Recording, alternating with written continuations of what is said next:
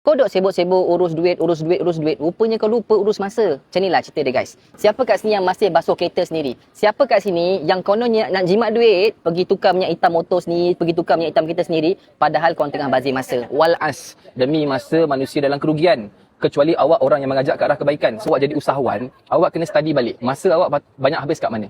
Awak spend masa extra buat apa? Main game, tengok movie Korea, itu paling buang masa lah, obviously. Tapi kadang-kadang kita nampak busy. Busy nak jimat duit, bukan nak jimat masa. That's why orang kaya, orang hebat, sebelum dia kaya, minda dia kaya dulu. Bila minda mindset dia kaya, eventually dia jadi orang kaya. Orang kaya nak jimat masa.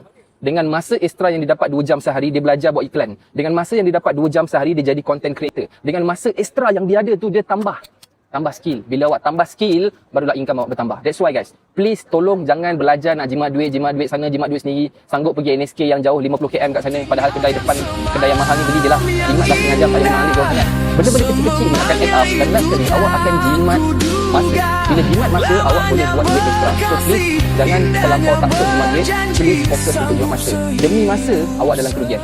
Kecuali orang yang sebarkan ilmu ni